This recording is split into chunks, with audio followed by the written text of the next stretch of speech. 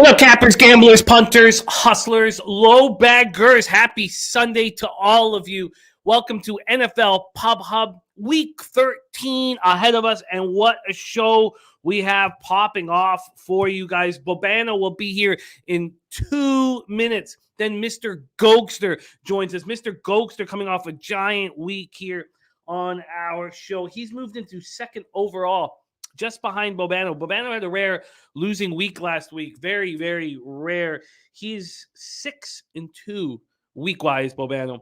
1538 plus 7.76 units. Mr. Goldster sitting in second. He went 4-1 plus 4.03 units. He gave us a moneyline parlay, a 5-team moneyline parlay of favorites that cashed for him. So he's now 13-7 plus 6.94 units. He's going to be up second. Then we have LJ from H-Town. And I know he's going to have a monster week one of these weeks. He's been good. 33-32 down 0.81 units, but I know he's capable of being great. Maybe this is the week. Spendy Penny Bombs, who's been with us for 3 different weeks. He's currently 5th overall. He will be 4th. Then Razor Sharp Picks, fresh off his giant score on Kansas State yesterday. Then Billy Brisbane will be 6th. And then closing up the show, the Big Ragu. So we have heavy hitters throughout today's card. Shout out to all you guys joining us. We got MDR24, Christopher Reese, thinking about Bengals money line. Anyone? A lot of cappers on the show talking about that game. And then our guy Jedi for Life, driving to Disney with the fam. Just sending so much love to your family, Jedi. Have a wonderful, wonderful, wonderful day at Disneyland. And you're a big asset.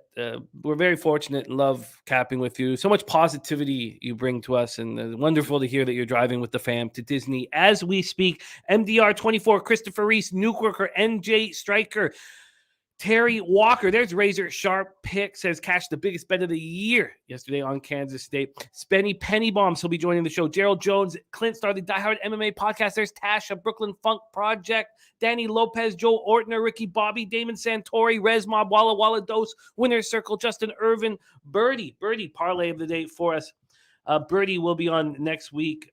Birdie doing very well here in our NFL Pub-Up. Coming off a tougher week for him, but he came very close to big scores, and he's still sitting in the black overall, 8th overall out of our 21 cappers. I'd like to get Birdie's action here right now. All right, we've got to move forward here and get the show rolling. Chris Plylar, Jay Rowe, Serious Business, Nunya, Mr. Always Profit, Harold Williams, Dan Kelly, Slatsy, Craig Wood, Teflon Don, Coin, North Ender, Bill McDonald. Great to have all you guys here with us on Pub Sports Radio. A giant Sunday awaits. Very quickly, my remaining action. I'm on Titans +5. I'm extremely uncomfortable with it. Jordan Davis is back, and it's the most public dog on the board. We know what happens to public dogs, and they lose. I'm on Packers first half -3 and full game -4. I thought that I was in jeopardy. I thought had made a grave error. I was sort of betting that the Bears were tanking and Fields wouldn't start here. That's not the case. Now, the line's back where it was, and there was even 4.5s yesterday. So I don't feel as upset as I did. You're noticing that I'm wearing the Ravens hat today. I need them badly. I need them to start fast. I need them to bounce back from the Jaguars spot. I'm first quarter -2.5, first half -4.5, and it's very important to me. Then I have New Orleans, Tampa Bay under 40. It's gone up to 40.5 at Pinnacle, and some books have moved it back down to 40. All right, let's go. Let's go. Yes, we do need a good round from Tom Kim today. Dan Kelly, I expect him to deliver that for us. Jake Kaiser, Dale Lowenstein, Stimmy OG. What a wonderful group, and what a great group of cappers we have on the show as well. I'm very excited about this show. PSR circa millions. By the way, we've had a horrific week 12, 0-5, which now we're 28, 29-3. We're on the Chargers +1. 5th, Vikings -3 was 4th, Dolphins +4 was 3rd, Chiefs -2 was 2nd, and Titans +4.5 was 1. Let's get to work right now and bring on your first guest. He's a high volume bettor, but he's been a model of consistency.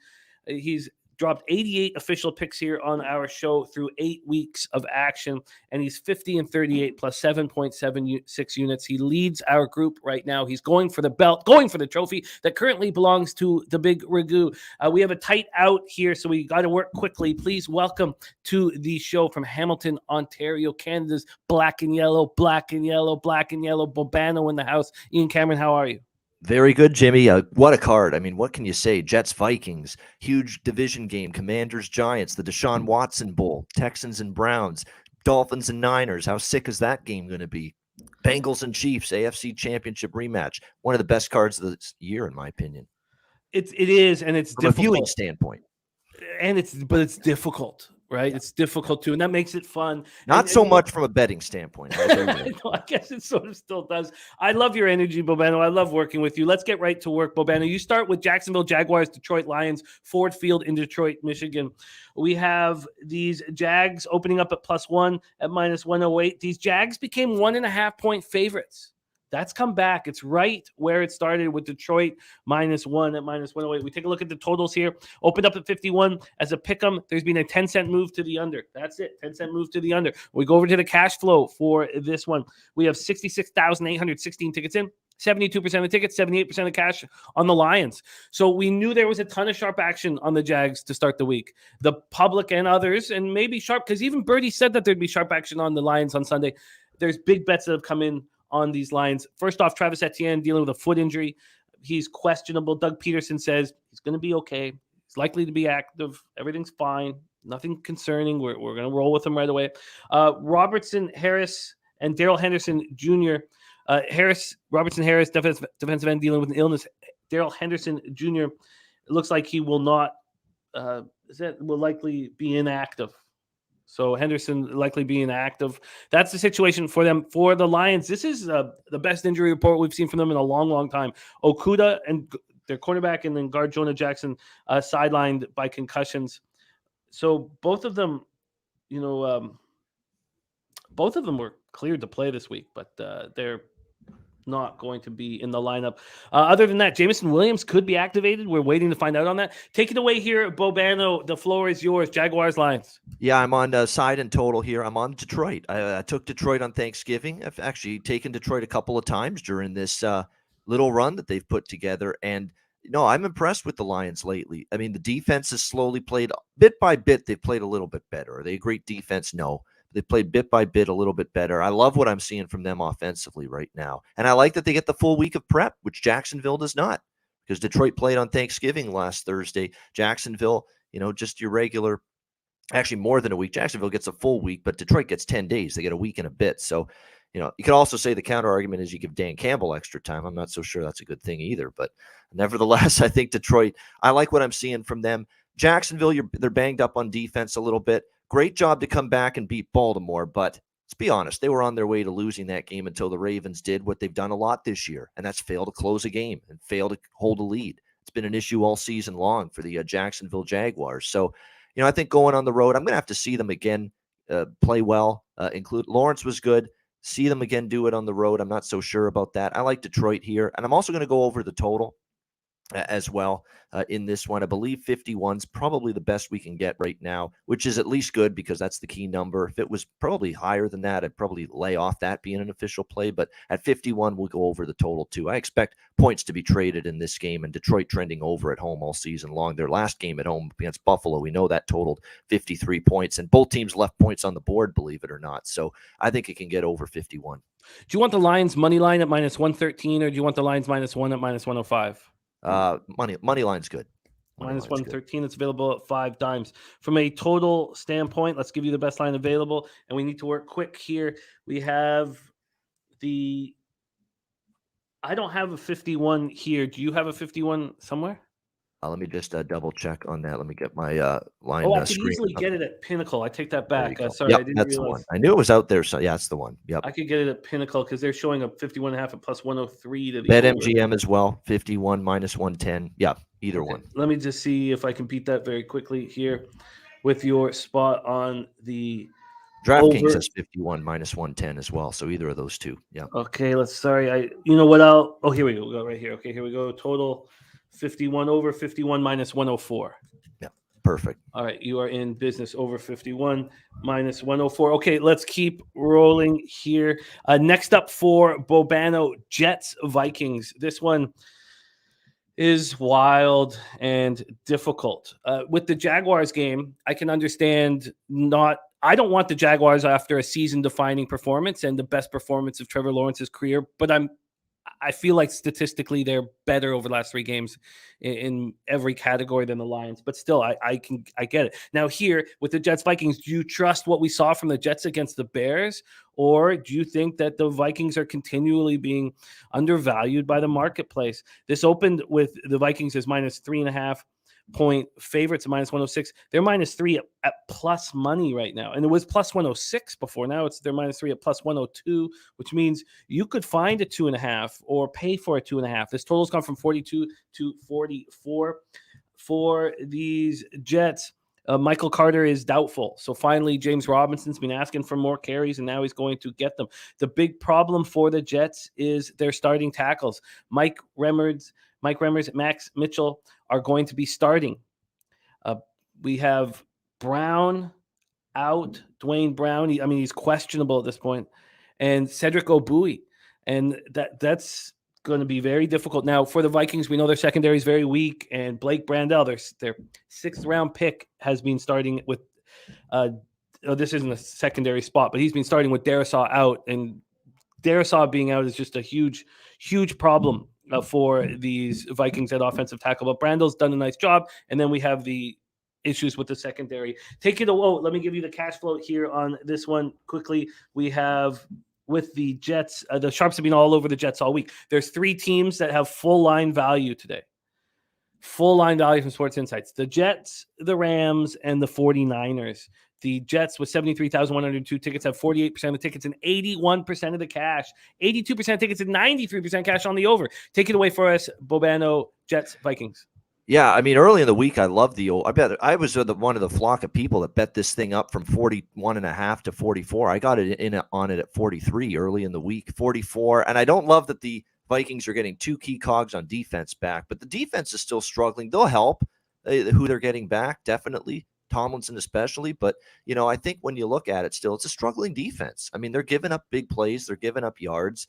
Mike White looked great. Now it was against Chicago's horrendous defense that hasn't stopped anybody in weeks, but he still looked competent. He was throwing the football into tight windows, well-covered receivers, and he's still getting the ball right where it needs to be. I was impressed with the accuracy. I was impressed where he was putting the football. He's going to have to do it here against, on the roads a little bit more difficult, but it's not like the Vikings are shutting you down completely.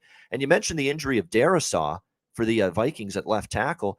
They adjusted very well without him last week against New England. They didn't have him last week against New England. They went up and down the field offensively against the Patriots in that game without Darisaw. So clearly, Kevin O'Connell, give him credit, he's adjusted. The backup left tackle did a good enough job where I think even in this matchup, I can trust that offensive line to still hold it together, even without Darisaw. I like the way that O-line played without Darisaw last week against the Patriots. They had a great offensive game, Kirk Cousins and them, without their left tackle. So I am going to stick with the over, which I bet early in the week. 43.5 minus 108 at Bet Victor. That looks like the best we've got right now.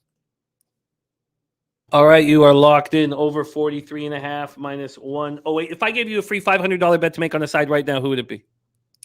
Vikings. Vikings find a way to win. That's just the way they do. And it's short enough that they'll probably find a way again. Let's move on to your next spot on the board. Tennessee Titans, Philadelphia Eagles, Lincoln Financial Field, 44 Fahrenheit, sunny, 8 miles per hour. Danico Autry out. Sorry. Quarterback Elijah Molden, groin injury, out. And then the Jeffrey Simmons watch is a weekly event for us. Ankle injury. Did he practice? I believe he practiced on Friday. Was that the first? Yeah, Friday was the first time, the only time he practiced all week with dealing with that ankle injury. Randy Bullock could be back, which would help some of the very important decisions that come late in games. And, of course, no Gardner Johnson. The big story is Jordan Davis. Jordan Davis activated. Jordan Davis going to be in the lineup. And then, of course, the big story is, look, I saw the same thing everybody else. I thought the Titans had value at 5. But now I'm on the biggest public dog on the board, and that makes me extremely uncomfortable. I haven't bought off of it, but I actually thought about it. This went down to 4 at one point. We're back at 5. This opened at 5.5 though, but we're back at 5. This total opened up at 44.5, which is where it is now. We go over to the cash flow for this one. We have, it's not just shy. All the money, $4 out of every $5 is on the Titans. 70,821 tickets in, more than that. 68% of tickets, 81% of cash. And then 34% of tickets, 94% of cash on the under. It's a lot of money on the under for the market not to move it. Take it away for us here, Bobano. Next spot on the board for you, Titans, Eagles. Yeah, I am on Tennessee as well, plus the points in this game.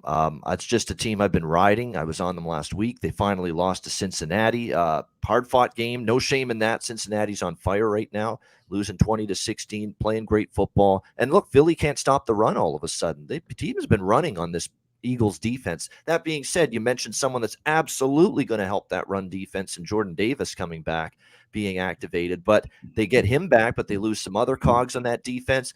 Don't underestimate the loss of C.J. Gardner-Johnson in that secondary for the Philadelphia Eagles. He's played great this year. He's probably the next best player they've got on that pass defense after Darius Slay. So it's going to be a big absence, I think, for them in the secondary. And we don't think of this being a pass-heavy offense. It's not. It's a run-heavy offense, Tennessee. But Tannehill's capable enough that, you can make some plays down the field. I thought the receivers have played well. This is not a great receiving core in terms of name brand recognition, Tennessee, but, they've gotten good stuff from Burks. He's getting better and better each week. Westbrook Akine has stepped up. There's some guys that have played well in the receiving game for Tennessee. And more than anything, this is them off a loss, catching points on the road. They've been just brilliant road underdogs. You remember how they went to Kansas City and they mucked that game up. They gave the Chiefs everything they could handle on Sunday Night Football. I think it's that kind of game. And don't look now, even though Philadelphia is still one of the best records in football, this close to being 0-4 against the spread in their last 4 games. They squeaked out by the skin of their teeth a point spread cover last week against Green Bay. They're an overvalued squad right now. Tennessee, a bet on spot, off a loss, catching points, their preferred point spread role, where they've been very good. Give me Tennessee here. You got it. We got you locked in +5 at -106. The next spot on the board for you is Cleveland Browns, Houston Texans, Energy Stadium in Houston, Texas. So many storylines in this revolving around Deshaun Watson making his debut for the first time since the 2020 season. In that season, he led the league in yards passing, and he's only 27 right now. What are we going to get from him? Njoku is out. That hurts him. For the Texans, Brandon Cooks and Derek Stingley are out. That hurts them very badly. Let's take a look at the line history. Opened up with the Browns -6.5 point favorites. They're now -7.5. This total has gone from 45 to 47. We do have LJ from H-Town who is going to be opening with this game, so I can't wait to hear a Houston capper with their idea of this spot, and he's very excited about it. This has Cleveland with almost half line value here at Sports Insights, 58,147 tickets in. Sharps are on Houston, 48% of tickets, 69% of cash, and then 65% of cash, 66%. 65% of tickets, 76% of cash on the under. Take it away here for us, Bobano. Browns, Texans. Yeah, I don't see how this game is anything like Deshaun Watson's the headliner. Never mind that for a second. Nick Chubb left, Nick Chubb right, Nick Chubb up the middle. You should be able to run like a damn fool over this Houston defense. I mean, the Houston defense cannot stop the run.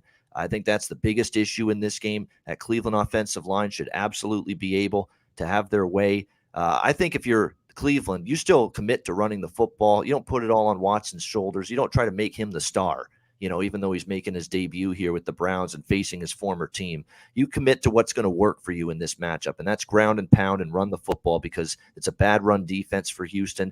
I was debating whether to go Browns laying the points or Browns team total over. With this number now, the 7s are gone. You can't find any 7s out there anymore. It's 7.5 or 8. I'm going to go Browns team total over 26.5, -132 at Pinnacle right now. Going to lay a little juice, but I don't see how this team doesn't get 28 points minimum against this Houston defense, especially with their ability to run the football against that porous Texans run defense. I'm going to go with that, and I'm going to go with a full game over in this game as well at 46.5, I believe, is the best we're going to get with that. Because I think Houston's going to come to play here. I don't know if they're going to be good enough, but, in a game of this magnitude, with all the hype surrounding it, it wouldn't surprise me to see Houston put up points. Browns defense was good last week against a struggling Tom Brady and the Bucs offense, but, this Browns defense has been leaky at times and given up points. So I'm going to split this up with Browns team total over and full game over 6.5, -104 at Coolbet. You're locked in. I got the over 46.5 -107. You found the -104? Yeah. Okay, they're locked in and over 26.5 points, 132. But man, you have to leave very soon. And we only have 3 games left, so we've got to be really tight. I'll cut down my. That's okay. Opening We'll breakdown. rip through them. Okay, Seattle Seahawks, LA Rams, SoFi Stadium right now. We know what's going on with the Rams. Aaron Donald is the addition, but you don't have your starting quarterback. You don't have your top 2 receivers. You don't have your top 2 offensive linemen. Now, that could change. There is a possibility right now, isn't there? There's a possibility that Brian Allen could return today, but they're in a world of trouble. But it's a divisional game. They're a home dog, and the Sharps have been all over the Rams all week. We'll talk more about my line history and stuff when other cappers talk about this game. We have Babano for a tight window here, so I'll just let him roll. Seahawks, Rams. Seahawks. Oh, absolutely. Even with the number moving, I just think with this Rams team, it looks like it's the minor leagues of the NFL. That's what this roster looks like right now for the LA Rams. I mean, that is how bad it is from an injury standpoint, both sides of the football. And I think if you're Seattle, you are absolutely livid. I mean, you got a couple of calls that didn't go your way against the Raiders.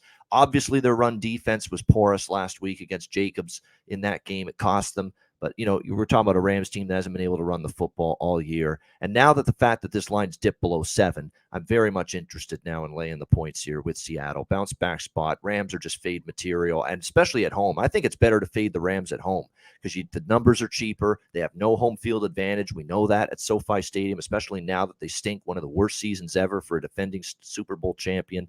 Yeah, let's go Seattle here, -6.5, -107 at PointsBet. I can get you the -6, -105 at 5 dimes. Sharps all Perfect. over the Rams. I needed to be talked off the Seahawks as if, I was like at a Alcoholics Anonymous class. Yep. I needed just to be told, I don't need the Seahawks. I don't need the Seahawks. They're, a road favorite and a divisional. And I like, and so I've just left it alone. But obviously, this might be it for me with Seattle if they don't cover today, because I had them last week. They ripped my heart out, and if they lose to me today for me again, then that's it for a while with them. Let's keep rolling here. We don't have you for much longer. Dolphins, 49ers. We know that the Niners are dealing with a ton of injuries, and Deebo Samuel's the biggest question mark right here. Elijah Mitchell is out, but Trent Williams could, dealing with a back injury. Would be nice to have him back. The good news is McCaffrey will be there. McCaffrey's going to be there. Eric Armstead, not given an injury designation, which is a shock here. But it all revolves around Teron Armstead. And some places are saying that he's going to give it a go before the game starts and not play. There's a whole bunch of people saying he's going to try to do it and not play. We've seen this market go wild. It's back to 4.5. A lot of you guys know I took the Dolphins on Tuesday at +4, and then I bought out of it with the Niners at -4.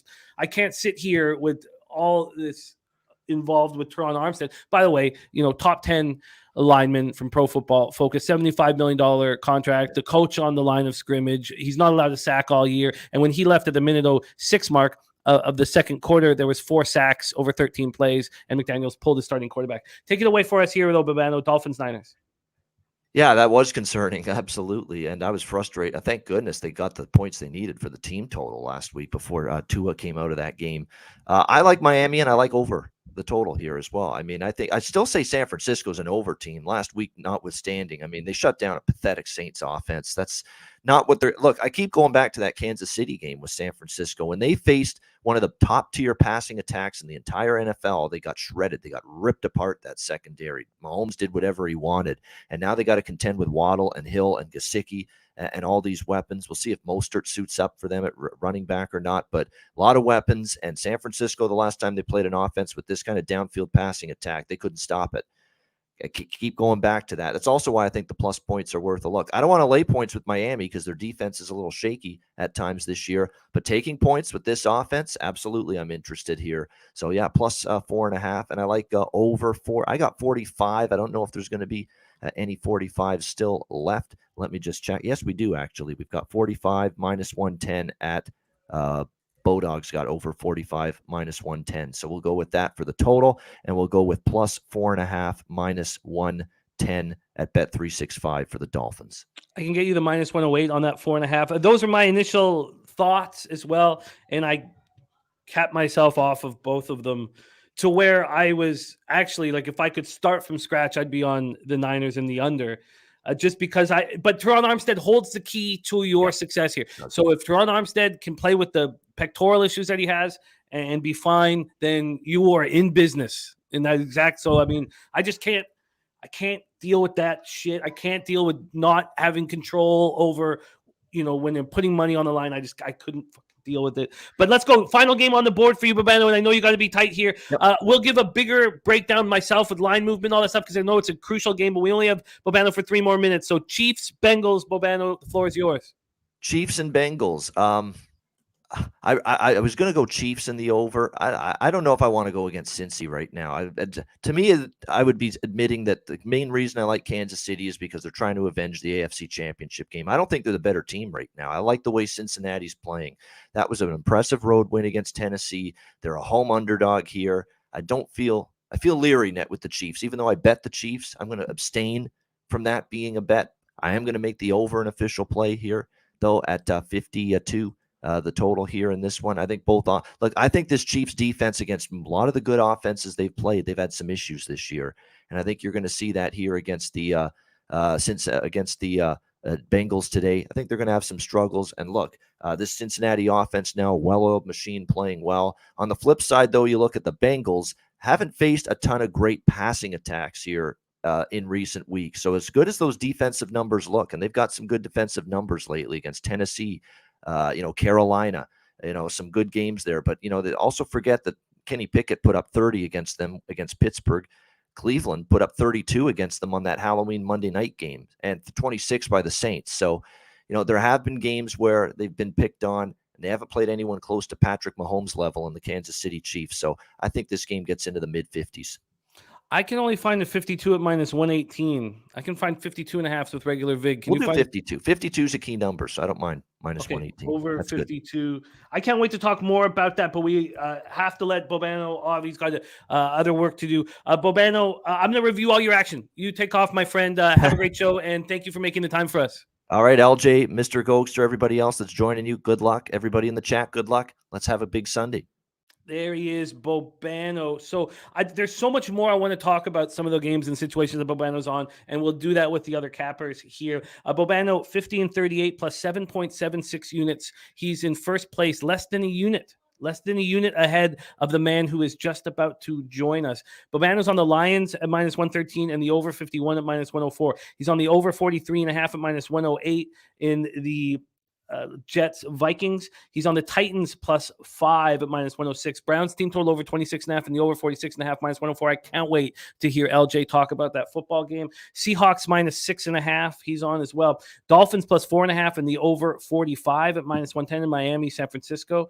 And then he's on the over 52 at minus 118 in Kansas City, Cincinnati. And the big question I have with the Kansas City, Cincinnati that I've been sitting with, I just sitting there thinking about, yes, yeah, Kansas City has revenge, but does Andy Reid really want to open up the playbook too much when it's very likely that the Bengals are going to have to be a team you're going to have to beat to get to the Super Bowl? And that stopped me in my tracks. I'm stuck with this game. If this was the playoffs and the market was saying that the Chiefs are 5 points better on the neutral field, saying that, I would be on the Bengals without a second. I do not agree. I do not think they're 5 points better in neutral. And then I know that we don't quite give 3 points for home field anymore. So let's say, 4.5. I still would be on the Bengals. But I don't know. I find the game extremely difficult. It's so great to have all you guys rolling with us. BJ says, yeah, Jimmy's unleashing the playbook today, guaranteed.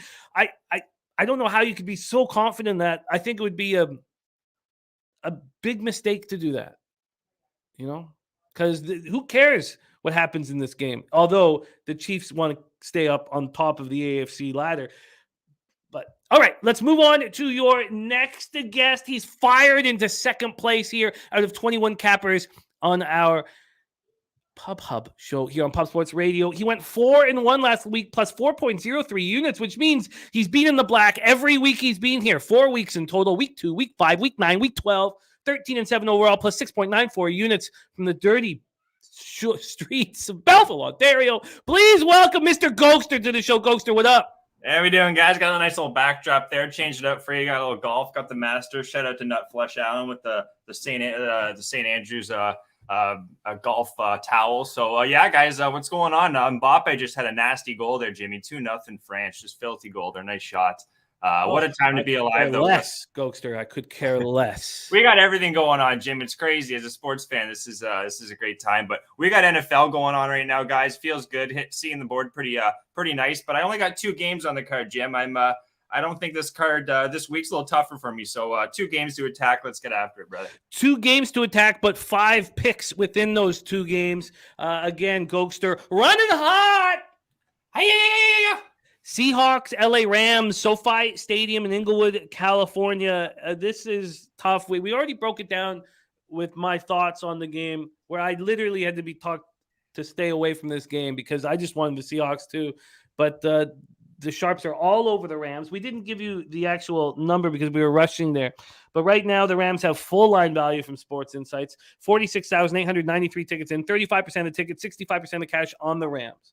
51% of tickets, 61% cash on the under. I feel like there's a lot of cappers that are using their advanced models and they just try to beat line movement.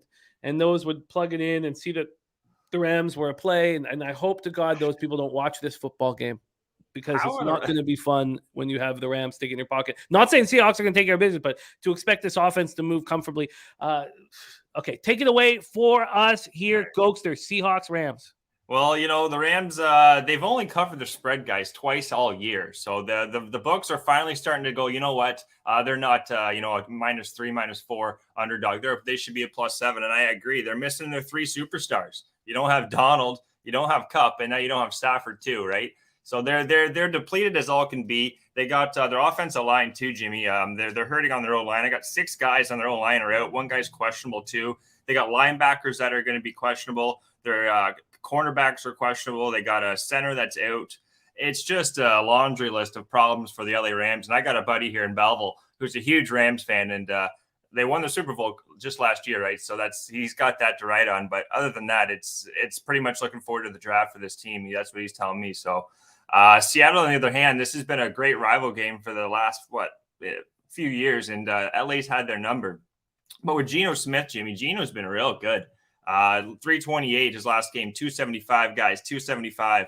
And going up against a Rams team here, Jimmy, that's not looked good. Their last 3 games, the opponents' passing yards they've been the 3rd worst in the NFL, guys, the Rams. And with their secondary, with their linebacker problems, 2 cornerbacks that are out or at least questionable, that being Hill and Jones. You got too many weapons with Seattle, Jimmy. You got DJ, you got DJ there. You got Lockett. And you even got Noah Fant, my former Bronco, who I'm going to be looking at here, guys. I think Noah Fant's got a great shot to hit his number here, too. 5 of his last 7 games, Jim. He's got over 34 yards, 96 against Arizona, 49 these are both on the road, 96 against Arizona, 49 against the New Orleans Saints.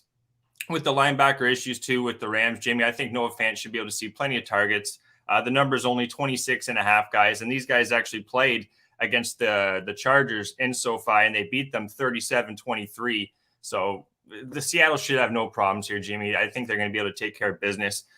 Fans over receiving yards, guys, is 26.5, -115. He had 27 at SoFi against the Chargers. Against this Rams team, I don't think he should have any problems, Jimmy. Geno Smith looked really good. And also race to 25. Instead of taking the over 23.5, I believe it was for the Seattle Seahawks guys, team total, it was like -120. I'm going to go race to 25 because I think Seattle is going to get at least 27. The Rams have allowed 27 at home, 31, 22, 27, 31. And now you got a depleted defense too. So there's problems. And looking at Seattle on the road, they've scored 27, 45, 39, 23, 21, and 21. So they've at least gotten the 20s. I think they're going to get at least 27 here, Jimmy. So +120, the number is now actually, Jimmy, on that race to 25. And then Noah Fant, guys, -115 over 26.5, brother. And you tweeted this out. So we're sticking with the lines that you tweeted out. Did you tweet it out? I may not have tweeted it out. Oh, okay, then you can have the best that's available. Okay, cool. Shame on me, but I actually worked out. It worked out in my favor, yeah, because +120 and then -115. I got a little more juice on that. So Wolford starting with the Rams. I mean, that's obviously a plus.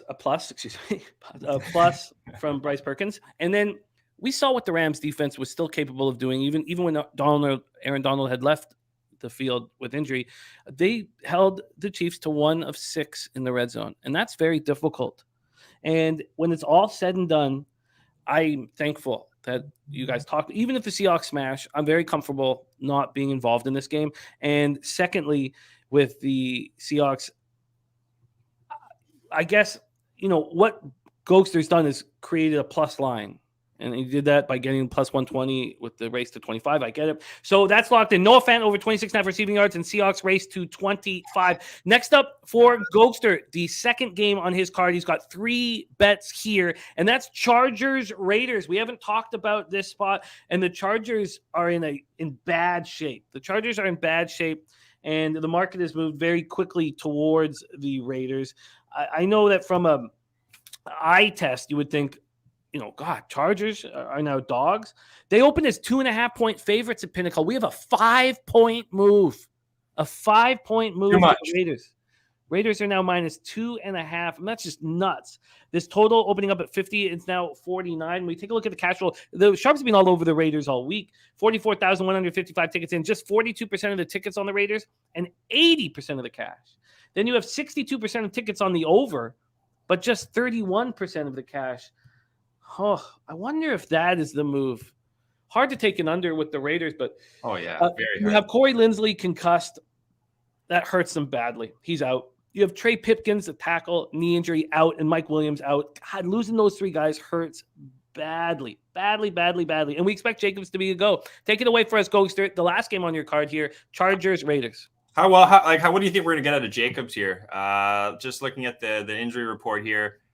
Jacobs, what does he do? Questionable. So he was limited in practice all week, Jim. So I don't know where he was. 225. It was the same thing last week. Yeah, it was the 7th greatest football game of all time from a running back. And I've seen him do it against Denver. We got a great rushing defense too, and he's done it against us too. So this game, you got to think there's going to be points right away, guys. 9 of 11. Both teams have scored at least 16.5 points in these Raider games. Raiders have their defense is problematic, to say the least. 10 of the last 11, the opponents have scored at least 20 points. And that's even with Denver's offense, Jimmy. So and the Chargers here, I don't like what's their injury report here. We got Nasir, their safety, their tackles out. They're missing their center. Mike Williams, obviously the big receiver. Then you got the D lineman here, and Tranquil. That's the big one, obviously. Drew Tranquil. If he goes, I expect Tranquil to go still. So that's good. Like I don't see why. Why is this line move so much? I really don't see why. Other than Mike Williams being out, it's not like the Raiders don't have issues too. The Raiders, Denzel Perryman, he should go, but he's a little banged up too. Defensive tackle. Who else we have here? Defensive tackle Vickers, like you said, he's out. Their tight end Horsted, he's got a concussion. He's been ruled out too. So I don't see. I want the offense with the Chargers. It's hard for me to say as a Bronco fan too. This is the team I've despised, Jimmy. More team than any. I love you guys if you like the Chargers, but I hate this team. But I want to bet on this team this week over the Raiders. Looking at the Chargers, 25 points against Arizona, 20 against Atlanta, 30 against Cleveland, 34 against Houston, 24 against KC. It's all on the road.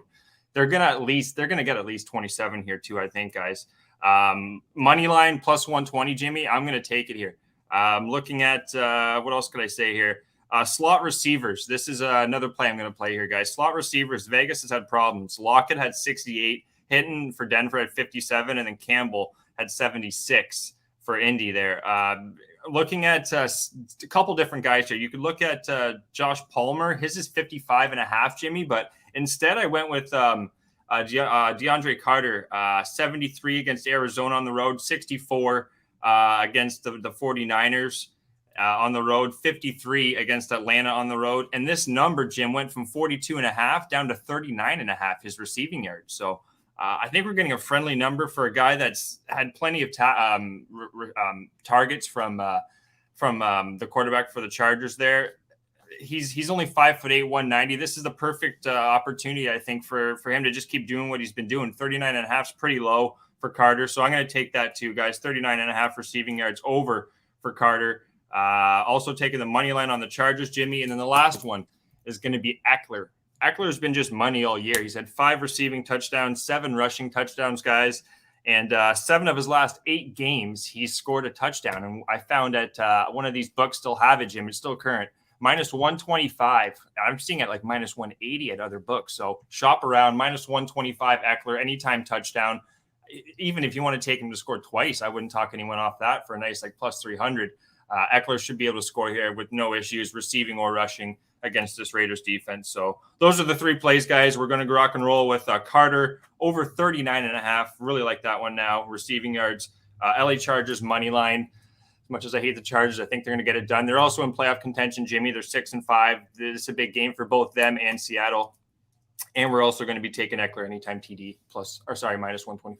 What was the juice on the over 39.5 receiving yards? Minus 110. Minus 110. There you have it. Mr. Goldster coming off a spectacular week 12, 4-1 plus 4.03 units. Now in second place out of 21 cappers here on NFL Pub Hub. He's on Seahawks race to 25 at plus 120. Noah Fant over 26.5 receiving yards at minus 115. And yes, Fields is playing BJ. Chargers plus 125 money line. DeAndre Carter over 39.5 receiving yards at minus 110. And Eckler anytime touchdown at minus 125. Mr. Goldster, stay hot. Get your name on the title, the belt. There's going to be a trophy, too. We have Big Ragu, year 1 champ. Who's going to be year 2 champ? We have 3 cappers all within 1 unit of each other in Bobano, Goldster, and Brizzy. Shout out to everyone in Ontario that knows it's a little Dundas versus Belleville here, a little West versus East. So let's see what happens. Oh, man, South Jersey right in there, man. Don't forget South Jersey, man. You count Brizzy out, he flies. Hey, man, I met Brizzy. He's an OG there, baby. What's going on, Brizzy? Everyone in the chat, be good. Jimmy, I love you, man. Everyone, we'll see you again for a hockey coming up. Ski, BJ, Bananas and Grapes, Joe, everyone. Fat Wally, good to see you, brother. Hope all is well. Chip, we'll see you for hockey, brother. And yeah, be good, Jim. Talk to you later, buddy. Love you too, buddy. There he is, Mr. Goldster. Let's move on to your next guest. We go from Belleville, Ontario to Houston, Texas. Great to have your next capper back on the show. We haven't had him since week 10. He looked good in week 10, 6-4 plus 1.9 units. He's sitting 33 and 32 overall, down just 0.81 units. The Black is calling his name. Profits are calling his name. I think he's going to have a big week this week, and I can't wait to hear his Browns-Texans breakdown. Please welcome to the show from Houston, Texas, LJ from H-Town. LJ, how are you, my man? What's going on, Jamie? Happy Sunday football to you, sir. You do know what's going down today here in Houston, Cleveland, Deshaun Watson's return. Let's go, Jimmy. Let's go.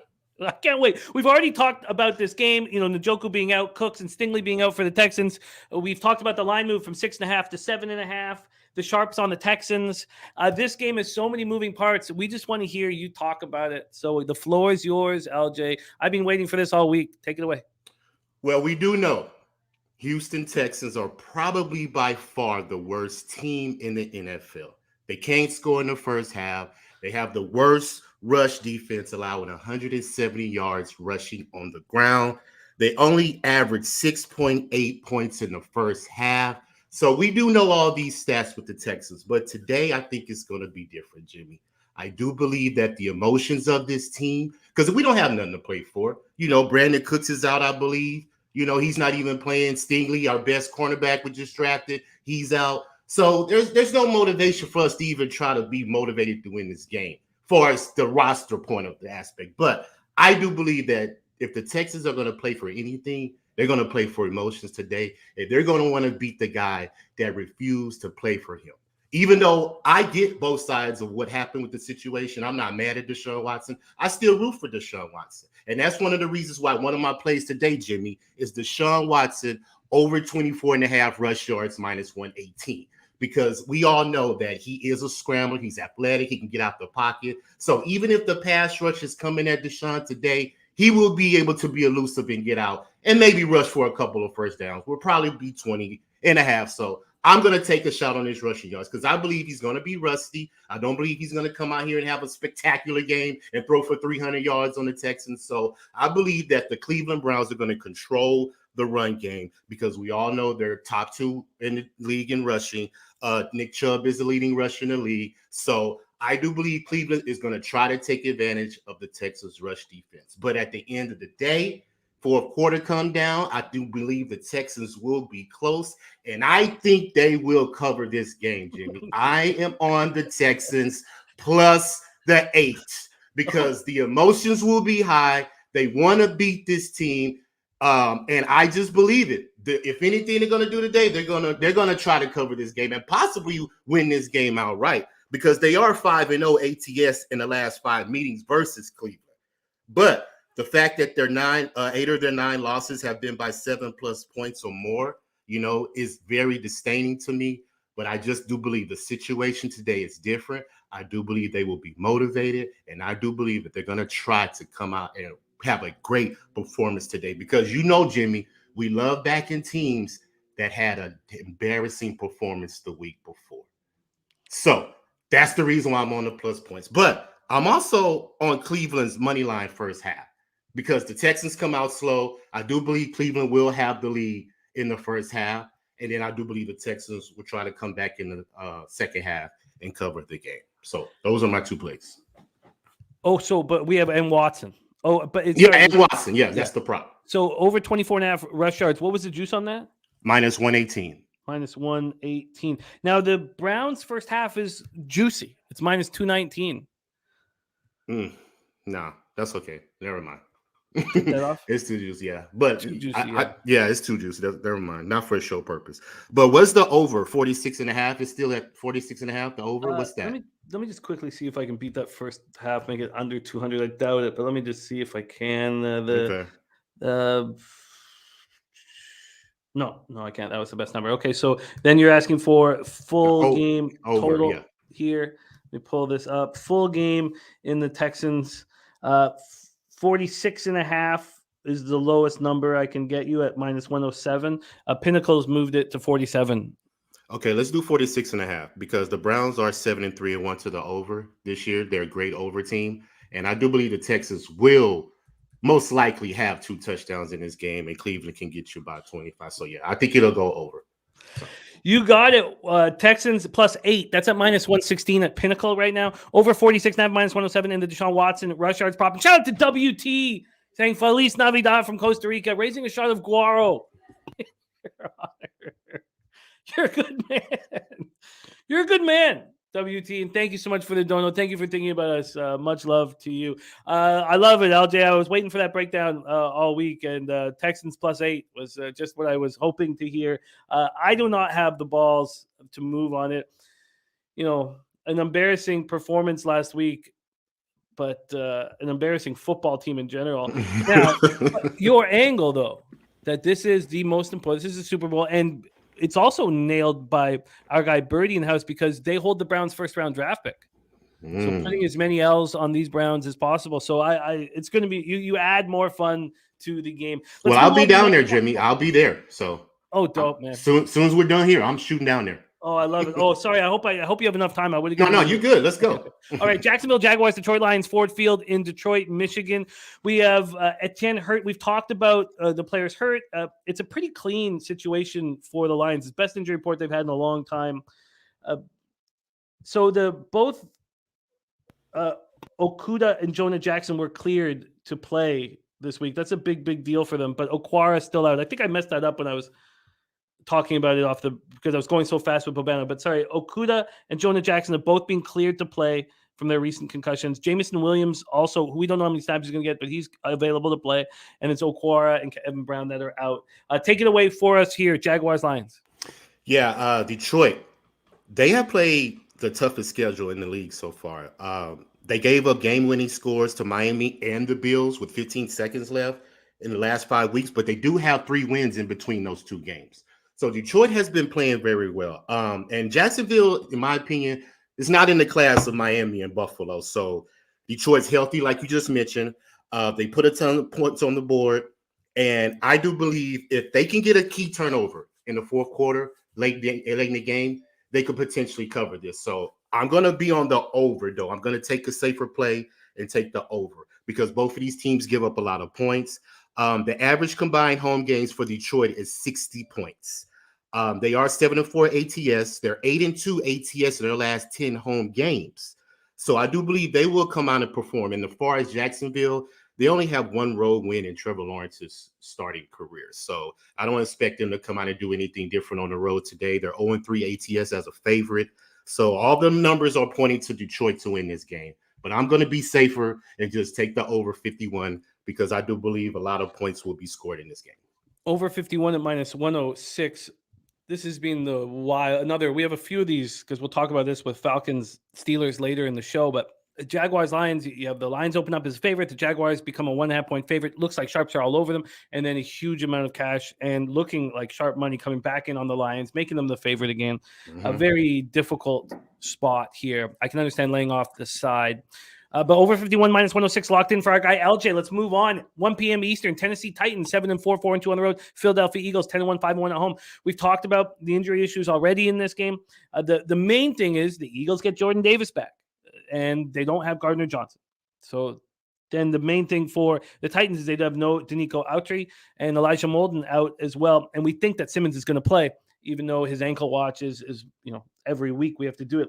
So we've talked about this spot already, and I'm on the Titans +5. So is Bobano, and it scares the shit out of me to be on the Titans.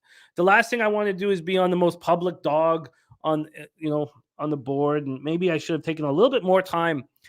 It's funny. I've been locking my action in on Tuesday, trying to get ahead of line movements, and it's hurt me the last few weeks. And CMAC was talking about how he'd much prefer getting in, Thursday or Friday, Friday after last injury report, and it's hurt me the last few weeks. It was hugely beneficial to be in the beginning of the year to beat these line movements. Now it's been hurting me.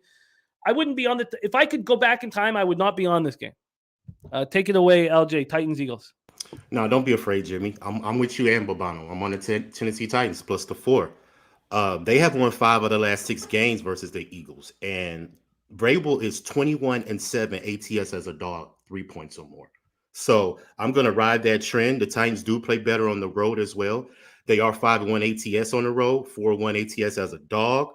But the Eagles, they're 5-1 ATS at home, but they trend to the over 7-4. And I am a guy that's been on the Eagles first half, pretty much all year. AJ Brown, revenge game today. I do believe he's going to want to make a statement. The fact that Tennessee didn't want to pay him. So guys take that personally, in my opinion. And I'm on his prop. Actually, I'm on both of them. So you can write them down right now. AJ Brown, 6 receptions. I do believe it is over 5.5 +106. I'm going to take that plus money because I do believe he will make a statement. I think Hurts will be looking for him, and I'm going to take his receiving yards over 77.5 -114. Like I said, the Eagles do play well at home. They are averaging 3 takeaways at home. So as long as Tennessee don't turn the ball over, take care of the ball, run the ball, I think they will be fine because the Eagles defense has been vulnerable, rush defense as well. They've given up 119 yards in the last 3 games. They've allowed 144 to the Steelers, 168 to the Texans, and 152 to Washington. So their rush defense is vulnerable. When we know Derrick Henry is a hog, he's a bell cow. He can milk the clock. And if Tennessee keep it close, I do believe they'll have a chance to pull it out. But I'm going to take the +4, considering how good Tennessee is good at the ATS. I can't knock the trend. So I'm going to ride the trend. I like that you're riding with me, and the AJ Brown props make sense. He's obviously upset that he wasn't offered a big contract, but I'm sure he's happy where he is now. Mm-hmm. The most public dog on the board, I think, is lost every single week. So we know it doesn't work like that, right? Mm-hmm. It's got to be one time. One time? Hey, let's get it. We're going to be on the one time it happens. All right, let's move on. 4:25 p.m. Eastern. We have 2 games left for LJ before he's off to Energy Stadium. Thank you for making time for us, LJ. You're just a class act and a great friend. Chiefs, Bengals, Paycor Stadium, Cincinnati, Ohio, 43 Fahrenheit, 75 miles per hour. I didn't get to talk enough about this because we were rushing to get Bobano off to a different show. 43 Fahrenheit, 75 miles per hour. Kadarius Toney out for the Chiefs. Jamar Chase and Joe Mixon and Logan Wilson. Sorry, I was looking at illness. Logan Wilson illness is questionable. But Jamar Chase, Joe Mixon are the question marks. We expect them to be in the lineup here. At what capacity, it's unclear. And Mixon would be a little bit more of a question mark than Jamar Chase because we're dealing with a concussion. Here, the big thing for me, and I can't wait to hear LJ's breakdown, is that I am not certain that the Chiefs open up the playbook in total. I really am not. I don't know why they would. I wouldn't do it. There'd be no way that I would do it. I know that I'm going to face the Bengals to get to the Super Bowl. So why would I? But there is revenge. And in the pools I'm in, I've taken the Chiefs at -2 with really uncomfortably. It's certainly if I was betting it, I would take the Bengals. So then why am I on the Chiefs? Maybe I still have time to make a change. It's a 4:25 p.m. game, and maybe I will after what I hear LJ break it down. Take it away, LJ. Chiefs, Bengals. Yeah, I was debating both sides too, Jimmy. This is a tough game. I do believe it will be a shootout, though, because the Chiefs, they play better on the road, and the Bengals play better at home. Those are trends I followed. The over is 8 out of the last 9 games on the road for the Chiefs. And they covered the spread, too, on the road as well. 3-2 ATS on the road. They averaged 18 points in the first half on the road. The Bengals averaged 20 points in the first half at home. So I do believe all these stats are correlating to an over. Cincinnati is 3-1 ATS at home. They're on a 3-game winning ATS streak as well. So that was tough for me to take a side in this game. But I am going to take the over 52 because at the end of the day, I do believe that it will come down to a game-winning drive. And if we do know that Patrick Mahomes is 0-2 versus Burrow, so I think that will be on his mind as well to make a statement. The defense allows 80 yards rushing on the road. Kansas City's defense does. So the Bengals will be able to pass the ball today. And I've been on Burrow's pass attempt prop for the last 4 games. So I'm not going to give it out on the show because I want my record to be good. If I give out a lot of plays, my record seems to fall. So I'm going to just throw that little nugget out there for everybody to look up Joe Burrow's pass attempt prop and Patrick Mahomes' pass attempt prop as well. I think both of them cashed today. But as far as me taking a side, I'm going to stay off. I'm going to enjoy the game, watch both of these quarterbacks light it up on the field, and I'm just going to stick to the over 52. Do you want over 52 at minus 118 or over 52.5 at minus 108? 52.5. All right, over 52.5. You are locked in. Final game on the board for you here. Chargers, Raiders, a 5-point swing. It's one thing when a team goes from -6 to -11 or something like that, even though that's huge. But to go from a -2.5 favorite to a +2.5 dog is nuts. And that's what's happened to the Chargers here. Lindsley, their center out. Pipkins, their tackle out. Mike Williams, their star wide receiver out. And the Raiders are still tough to trust with Jacobs a possibility. I mean, Jacobs dealing with the same thing he was last week when he had the 7th best game from scrimmage in NFL history. Take it away for us here. Sharps on the Raiders and a huge market move towards them. How are you betting this, LJ? Yeah, it was too much of a move for me to trust the side. Even though the Chargers, they do play better on the road as well. 7-4 ATS, 5-1 ATS on the road. But they've allowed 150 plus rushing yards in the 5 straight games. Now, if Jacobs is ready to go today, I would be on his rush prop today as well. Josh Jacobs, he's averaging 108 rushing yards at home. So he should have a nice day versus the Chargers rush defense. But the Chargers should be motivated to beat this team, considering they knocked them out the playoffs last year. So it's a lot of variables in this game that both sides have the potential to come out and make a statement today. But as far as me taking a side, I'm going to stay off. I'm going to go with the over, once again, 52, because it's hit 4 out of the last 6 games at home versus the Chargers. Over has hit 4 out of the last 5 games at Raiders at home. And since they moved into that stadium, the over is hitting at a 70%. And like I said, I think both quarterbacks, have a good day. I think Justin Herbert passing yards and pass attempt prop is in play today as well because they don't run the ball. So I think he'll have a lot of pass attempts to throw. And at the end of the day, I think this is going to come down to another game-winning drive. But I don't know who's going to have the ball to have that chance. So I'm sticking with the over 52 because I do believe both defenses will give up points. It's a 49. The 52 was on the last game, but you're over 49 minus 114 for you in Chargers, Raiders. God, this is a tough week.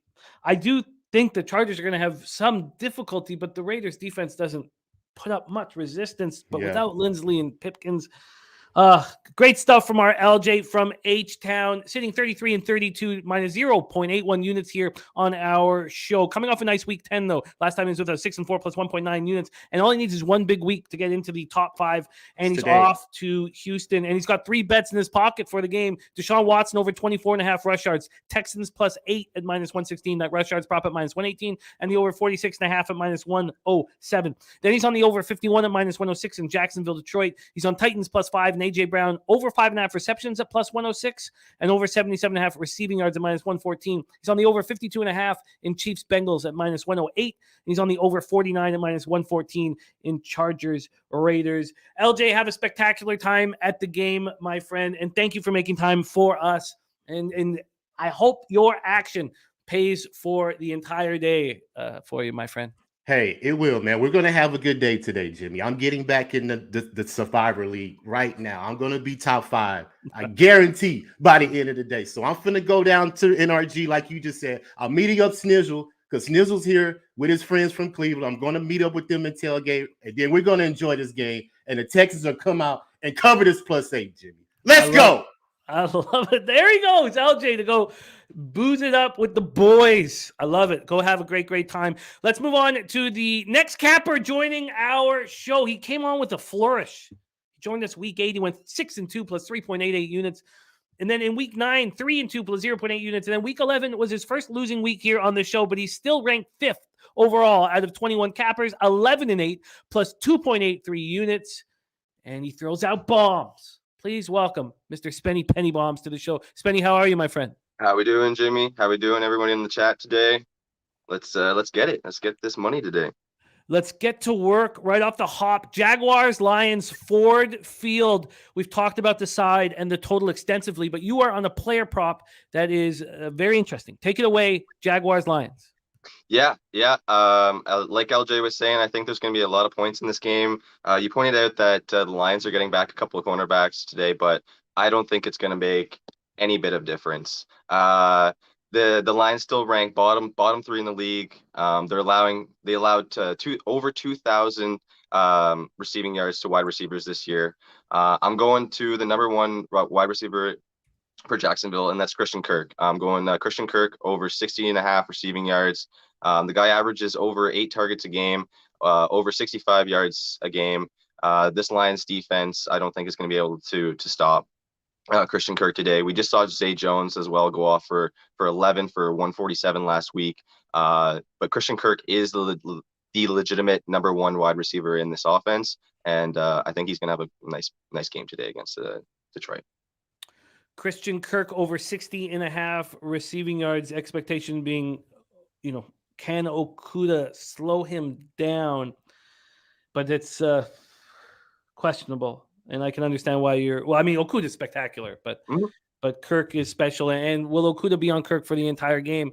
Because Zay Jones can become a serious problem. So anytime you see Okudah leave Kirk for Zay, Kirk will be able to put up some yards. There it is from Spenny. First player prop. Now we move to a side and a plus money situation. Commanders Giants. We finally get to talk about it. Thank you for adding the game in, Spenny. MetLife Stadium, East Rutherford, New Jersey. 44 Fahrenheit, mostly sunny, 6 miles per hour. We're all waiting for Chase Young to make his debut, but he's not playing. Chase Young, he's not going to play. He's out. He's an illness. So I don't believe it's an illness. Yeah. Personally, they're keeping him off that turf.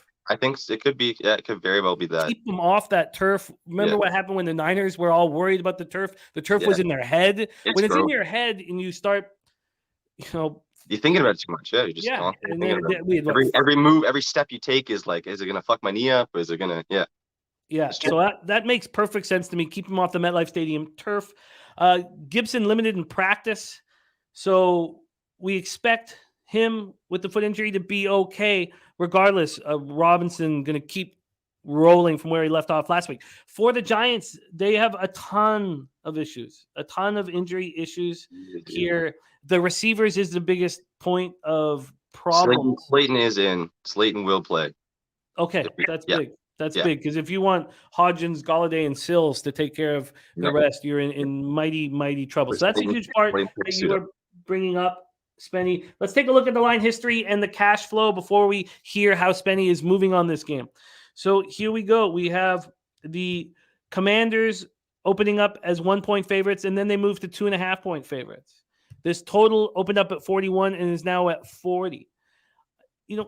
In my head, I wanted to be on the Commanders. I wanted the Commanders, but I couldn't get over this idea. Is playing Atlanta at home has to be considered an easier spot than going to MetLife and And they playing. only blew the game. Like Mariota threw a tipped pass that got intercepted in the end zone at the end of the game. Like they weren't completely controlling that game at all.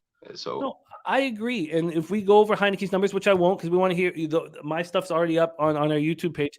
I don't know how we can really look. I know that I think the Commanders are a better team, but here I had pause. The Sharps are on the Commanders, 43% of the tickets, 67% of the cash. We saw it move from 1 to 2.5. And then we have 72% of the tickets and 95% of cash on the under, which I could still be persuaded to move on. Take it away for us, Spendy. The floor is yours. Yeah, I just think that everybody's seeing the way that Washington's played the last couple of weeks. Heineke's is getting the job done, but it's not.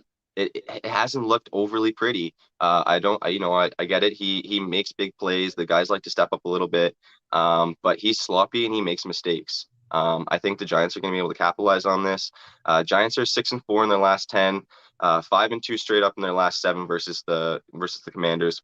Washington's 1-5 straight up in their last 6 games in December. I'm on the Giants money line here. I know the Giants have been sliding the last couple of weeks, but I think this is a game where the Giants are going to step up, make the stops that they need to stop. And they got Slayton back, which is huge for Jones. He's got an extra target here that he can use into this offense. And I think Daboll's going to make the adjustments that he needs to adjust and get this win for the Giants at home. It's a big one. What do you think of the total on this? I think the total actually sitting at 40, I actually think it might go over. These teams actually, when they have played, do generally play to the over a little bit. And I think the average score between these teams are around 43 in the last 10 times that they played. So it's very close. So I'm not sure if I could get there with a side, but I would lean to the over. I could see like a 24-21 kind of game, something like that. Ooh, all right. This is a tough week, and this is another tough game. It's tough Justin spot. McElvey tailing you on this. He's moving with you on the Giants money line. You got a plus 120, Spenny. Let's move on to your next game. Perfect. Dolphins, Niners, and God, this game has just kept me up at night. We've seen it now move to the Niners minus 4.5. The whole game is all on the peck of Teron Armstead. And I've heard a lot of people say that he's going to warm up for the game and not actually play. It's just he's so crucial. I've been trying to find stuff when you were talking about. I couldn't really find anything, or just kind of saying same thing kind of thing. Is just wait to see how he, what they say on the field, like literally minutes before the game is kind of the indications is going to be. The fact that he is this crucial to the offense moving the ball is a huge, blatant red flag for the Dolphins moving forward. Take it away for us, Benny. Dolphins, Niners. Yeah, Babano brought it up earlier. The last time that San Francisco played an offense like Miami, it was the Chiefs, and look at what the score was. It was 44-23. I just think that this Miami offense is too explosive. If there is a weak spot in this 49ers defense, it's the secondary, and Waddle and Hill will expose this secondary.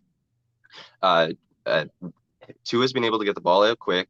As soon as he can get that ball into the hands of Hill or Waddle, they're going to be able to break off some plays and take some big chunks against this defense. You've also got Mostert and Jeff Wilson Jr., both ex-running backs coming back to San Francisco to play against their old team.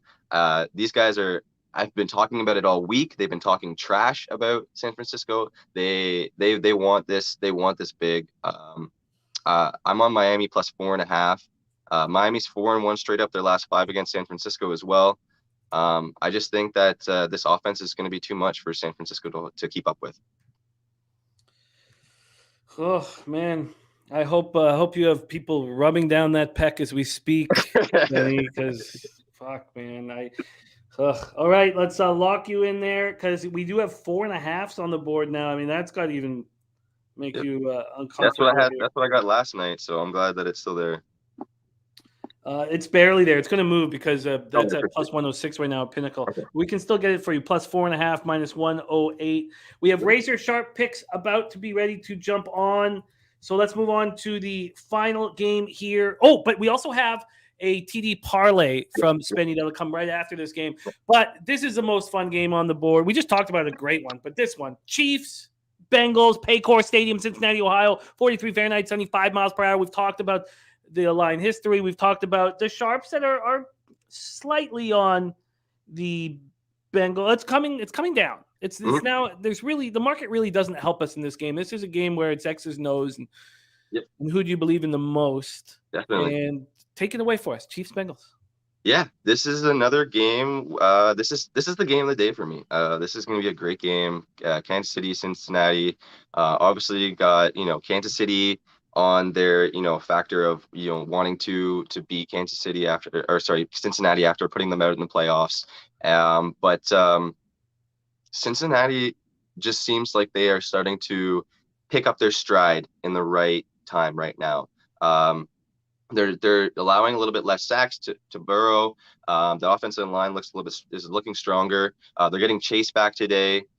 Chase is just solidifies that offense as a triple threat. When you got Boyd, you got Higgins, and you got Chase out there. I know that Mixon's probably going to be a long shot to play today, but Perrine looked fine in his replacement when Mixon went down. He looked fine last week in his replacement against the Titans, against a very good Titans run defense.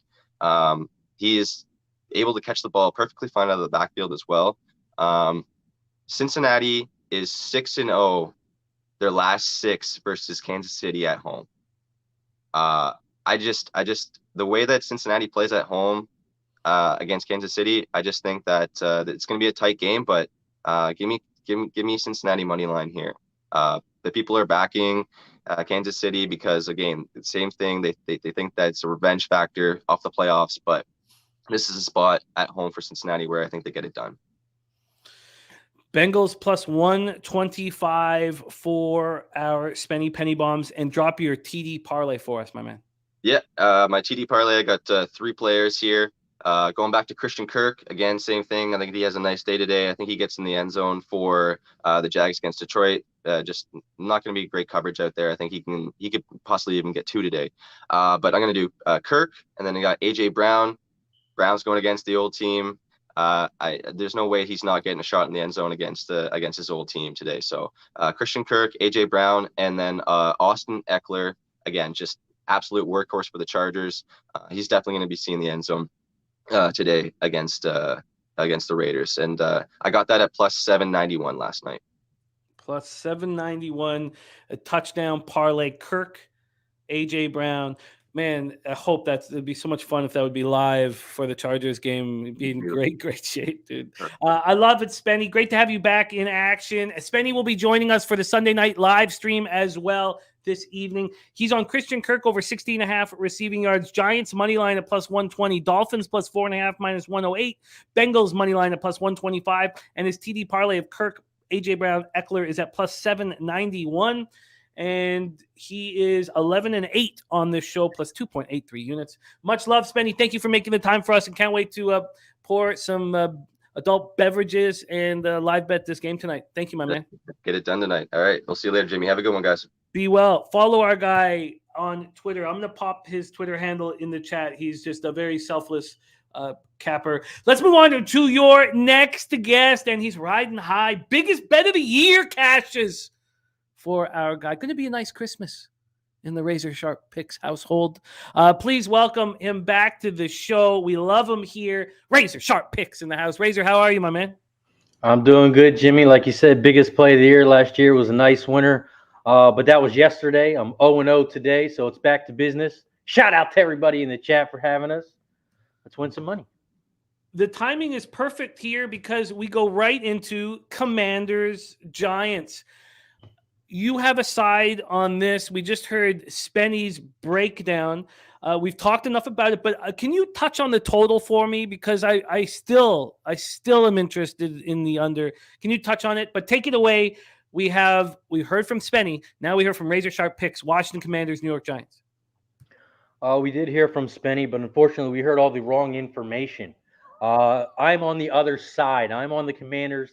And this is actually my top play of the day. This is my gambler's first glance play of the day.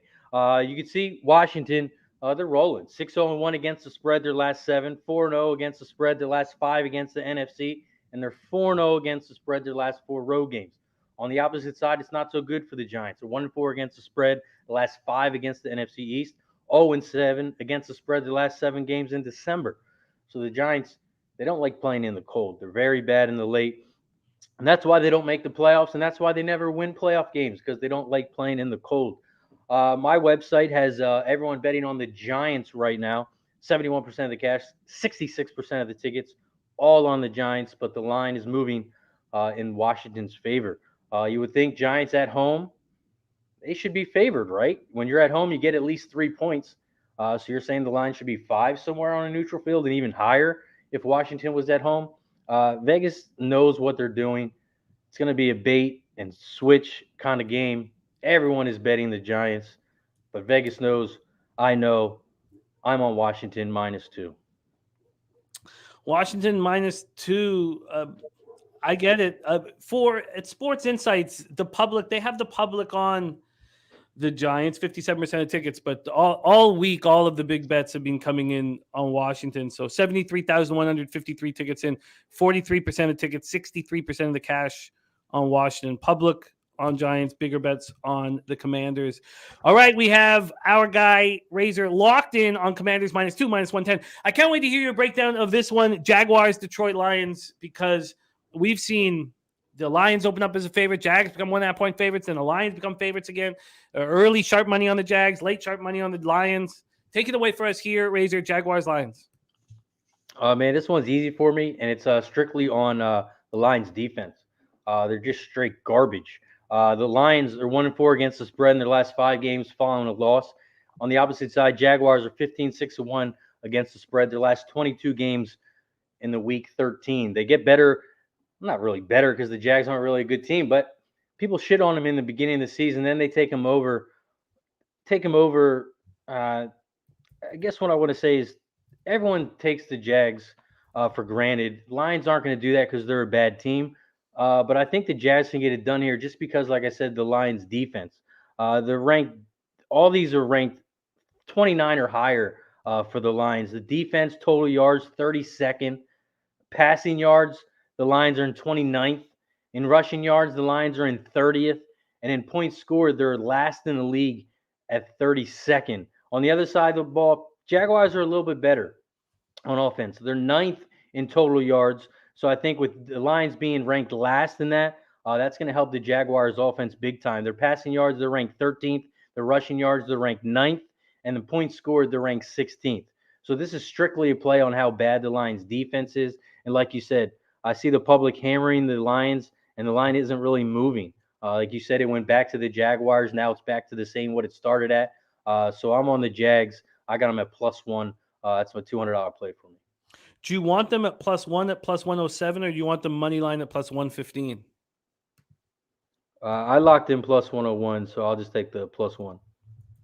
All right. But that was that part of your tweet, the Jags too? Jags +1. Yeah. I tweeted out my whole card today. Okay, cool. Okay, I'll give you what you tweeted out. Okay, next up for us, Jets, Vikings, US Bank Stadium in Minneapolis, Minnesota. We've talked about the loss of Darisaw for the Vikings, and we talked about the issue that the Lions now have on their offensive line. We have 2 big pieces, especially Obui, who we're not sure if either him or Brown are going to play. And if Remmers and Max Mitchell start, I mean, Remmers is, 10-year vet, but it's a step down. And then Brandel wasn't awful with Darisaw out, but God, you got a 6th-round pick in the 2020 draft instead of the monster that Darisaw is. Take it away for us here, Jets, Vikings. Vikings coming off a big Thursday night Thanksgiving win against the Patriots. Last time they did that, they played the Bills. They won in overtime 33-30. The next game, they got shitted on against Dallas 40-3 while they're at home. And I think the same thing happens here against the Jets. Of course, I don't think the Jets are going to blow them out 40-3 like Dallas did. But I think the Jets defense can get it done here. Jets win this game because of their defense. They're ranked 4th in total yards against, 5th in total points scored against, and 8th in passing yards. The Jets are not a good team, but their defense is. They're 4-1 against the spread versus a team with a winning record. So when they do play good teams, they actually do step up. They're 4-1 against the spread their last 5 road games as well, and they're 6-2 against the spread their last 8 games overall. On the opposite side, the Vikings, they're 2-6 against the spread their last 8 games in December and 0-4 against the spread the last 4 in Week 13. I think the Jets can get it done here. At least the worst thing that happens, Vikings win by field goal, but I think the Jets can win this game outright. So I'm taking the Jets +3, $200. I like it. Vikings, I've just a recency bias of expecting the Patriots to beat them, which I thought they came so close to doing. I can't believe the Patriots can put up 26 points against the Vikings and nothing against anyone else. Obviously, the Vikings are susceptible here and vulnerable here, and I hope the Jets take advantage of it. I'm using the Jets in my pools. I just don't have the balls right now. It's Jets or no bet, though, for me, but I don't have the balls to move on the Jets. I can't wait to hear you talk about this spot, Chiefs, Bengals, Paycor Stadium in Cincinnati, Ohio. We've had 3 cappers come on and give us a look on the Bengals, which, of course, I love hearing, and I want to back, but it's very difficult to fade the Chiefs here. I can't wait to hear your breakdown. Take it away, Chiefs, Bengals. Bengals, Chase is back, and I think the Bengals can get it done here, which is why I'm on the Bengals +2.5. The Chiefs, 1-5 against the spread versus a team with a winning record, 0-3-1 against the spread their last 4 games overall, and they're 0-7-1 against the spread their last 8 versus the good AFC teams. As we all know, the AFC is better than the NFC, but the Chiefs are 0-7-1 against the spread the last 8. On the other side of the ball, you have the Bengals. Big key trends for this game. Bengals are 11-1 against the spread versus a team with a winning record, 7-1 against the spread their last 8 home games, 14-3 against the spread their last 17 versus that very good AFC division, and 20-7 against the spread their last 27 games overall. Chiefs are 1-4 against the spread the last 5 meetings in Cincinnati, and they're 1-4 the last 5 meetings against Cincinnati. Like I said, I think the Bengals can get it done here. They started out the season 0-2, and they've been rolling ever since. They're ranked 4th in the league in passing yards, while the Chiefs are ranked 21st on defense against the pass, letting up 233.5 yards a game. Public's hammering the Chiefs here, but I think the wrong team is favored here. I'm on the Bengals +2.5, $200 play. I love it. I mean, I wonder if you guys like the Bengals here, I wonder if you should also move on them to win the division, because I mean that's still at +200, and the reason why it is because of the easy schedule the Ravens have and the tough schedule that the Bengals have. But if they can get through the Chiefs, I mean, why don't they run the board? Great breakdown. We have one more spot for you, Razor, and then I will have a question for you on the game. But we have one more spot here, and that's Chargers Raiders, Allegiant Stadium in Las Vegas. We've talked a lot about the injuries that the Chargers are facing and whether or not you can trust the Raiders and Jacobs' ongoing calf issues, which didn't hold him back at all last week when he was an absolute monster. But you are looking at this from a different angle, one we have not heard here on the show yet. So take it away for us, Chargers Raiders. As everyone knows here, the Chargers are banged up. Their offensive line is banged up, which I think is going to be a lot more pressure from that Raiders offensive line. And what's Herbert going to do? Just stand there and get sacked? I don't think so. He's going to run out of the pocket, and I think he's going to get a couple runs here. The last couple games, he's ran for 38, 17, 22, 3 yards one game, but he only ran one time. In the other game, 22. So he's gone over this total 4 of the last 5. So I think he can get it done here with all that pressure from the Raiders. Because, like I said, their offensive line is banged up, so they're going to be getting a lot of pressure on him. He's not going to stand there. He's going to run, and this line is too low. I think he easily gets 20 yards. So I'm on the over 13.5 rushing yards for a $200 play. It makes sense. There's going to be a ton of breakdowns without Lindsey and Pipkins, so I like the look. Those are the official looks here from Razor Sharp Picks, sharing his entire card with us. I have a question about the total in the Commanders-Giants game. If the Giants weren't missing, Jackson and others in their secondary, the captain of their secondary, their safety who broke his hand, and Cabo out, I'd be on this under, and I still like it. It opened up at 41. It's now at 40. It did dip down to 39.5, and then the action's all over this under. It might be too much. 74% of the tickets, 94% of the cash on this under. Maybe that's too much. What do you think about this total here sitting at 40 in Commanders Giants? I would have to lean towards the over actually in this game because Giants are missing 3 of their 4 secondary starters. So I think the passing offense for the Washington is going to dominate, which is why I'm on this play. So I think they put up points. I just don't know how many points the Giants will put up. So I would actually lean the over. Okay, that's enough to – there's just probably too much money on the under at this point, but – all right, that'll work for me. Razor, thank you so much for rolling with us. Razor 7-7 here on our show, down less than a unit. A big week here, vaulting him into the top 5, and we expect that to happen. And there it is, pour one out. Yeah, man. While you've been taking plays and reading all that information, I've been taking swigs in between plays. So we've been taking shots every play, but this one I got to take with everyone in the chat. Shout out to everybody in the chat. If you haven't already, hit the like button down below, share, and subscribe. My next guy, Billy Briz, is about to give you some motherfucking winners. So cheers, everybody in the chat. That looks delicious. I will cheers with my coffee. Also, Delmar today. Mandatory pick 6. Delmar, pick 6. Get in on it. I'm going to get in on it. Let's win some fucking money today. There he is. Razor sharp picks. That soup that he's drinking looking mighty nice. I've been dry for 7 days, drying out. So got a bottle of Kraken ready for tonight's show. I will probably annihilate it. There we go. And then Melissa, there's that purse getting in the way again. Let's bring on your next guest coming to us from South Jersey. And he opened up with us with 6 straight winning weeks that were monstrous. Now he's given a little back the last 2 weeks. But he's still second, or now he's in third. Goldster slipped past him, but he's less than a unit out of first place. That's how close he is. He's been great this year. 17-11 plus 6.66 units. And we had to bring him back because I know the type of capper he is, and he doesn't want to come out here with back-to-back losing weeks. And he wants that cheddar. So let's bring him on right now. South Jersey in the house. Please welcome Billy Brisbane to the show. Brizzy, how are you? I'm doing good. A little bit of camera problems, so we're rolling off the phone. I guess the UFC card fucked up my camera last night. The card ended too late.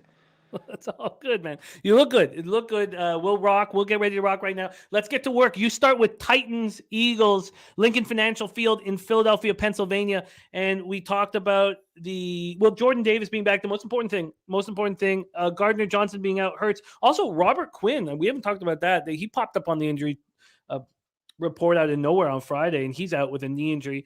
And then some issues with the Titans defense and Nico Autry and Elijah Molden. But take it away for us here, Brizzy. What's your look, Titans, Eagles? Man, South Philly has been humming this week. Everybody knows what week it is going into the all season. There was a lot of A.J. Brown tweets. He was a little bit butthurt about the Titans letting him go. Now he finally gets a revenge spot here, and we're getting plus money on his anytime touchdown here. I love this spot. Coming off a few cold weeks, fumbling issues. We got a home game. Weather is beautiful outside down here in South Jersey / Philadelphia. Titans have actually stinked first wide receiver ones, 14 touchdowns allowed, and they've gotten burned by wide receiver ones. Sets perfectly for A.J. Brown. I love me some A.J. Brown today. Most money on a prop today. And are you focusing on his yards or anytime touchdown? What's the plan? Anytime touchdown, plus 125. Anytime touchdown. FanDuel has the best odds at plus 130, but I took it at bet 365. Sorry, what was that? What was the price? Plus 125. Plus 125. And Jose, my man, you have Brizzy's record from before last week up there. That would be the tops on our board. I think you have the new record. I emailed it to you, but I can send it to you in the chat as well. But let's move on here. So, because Brizzy is 17-11 plus 6.66 units, currently ranked third. Let's move on to the next spot on the board for you. Steelers, Falcons, Mercedes-Benz Stadium in Atlanta, Georgia. We finally get to talk about this game. I was so happy that you had this game up for us here. Ahkello Witherspoon out for the Steelers, and the Falcons depth chart is fine. Injury report is fine. It doesn't look good. The only person that we know will not be in the lineup is Achuma Edoga. Other than that, even their questionables are expected to be in the lineup. This one was fascinating. The Falcons opened up as the favorite, and then the Sharps destroyed Pittsburgh. As the same thing happened last week, and Pittsburgh showed that made sense. The Falcons opened up at -1.5. Then they went to -1, and now Pittsburgh is back as the favorite at -1. That's wild. And from a total perspective, sorry, let me hit the total as well. In my thinking with the side, though, is I was like, isn't this an easier situation for Atlanta at home against the Steelers than going on the road and playing the Commanders, and they were a goal line short of winning that game? I'm not going to go up against the Sharp, so it just kept me off of the bet. But from a total perspective, this opened up at 43, and it did drop to 42 for some time. It's back at 43, -108 to the under. When we get to the cash flow side of things for this one, I already told you there's some line value here at Sports Insights on the Steelers. 55,916 tickets in, 57% of tickets, 78% of cash on the Steelers. And in the total has 80% of the tickets and 90% of the cash on the over. I would agree with that, though. The over? Yeah, I would agree with that. But the market's not moving towards it. Would that not scare you off betting it if the market doesn't move with that many tickets and that much cash on the over? No, because I don't think this is a marquee game. Okay. No, that's valid. Take it away here. How are you betting this one? Steelers, Falcons. Yeah, we're going to go Pickens to Pickens. Pickett to Pickens today, man. Pickens is going to have over 46.5 receiving yards. Got that at -110. Coming off of a pretty good week, 57 yards against the stingy Colt defense in week 12, 83 yards against the Bengals in week 11. The targets have been there. He gets a really good matchup this week against the Falcons, who actually, they've been suspect on the ground, but they've been really bad through the air. 28th in passing yards allowed, surrendering 255 receiving yards per game. Plenty of opportunities here for Pickens. He's going to get fed by Pickett, and it's going to be a good day. I wouldn't even mind his anytime touchdown. I have a degenerate play on that one, but not official. And so what's the yards that you're getting? 46.5. Oh, that's low. Wow. Strange. Pickens over 46.5 receiving yards. And what's the juice? -110. -110. Wow. That's interesting. That would be at that number. He looks spectacular. I mean, if he had a quarterback, and maybe Pickett will become that quarterback, but if he had a quarterback, with accuracy and ability, he'd be the number one, or he'd be in the top 5 in fantasy looks for a receiver. I think he's spectacular. All right, we got Pickens over 46.5 receiving yards.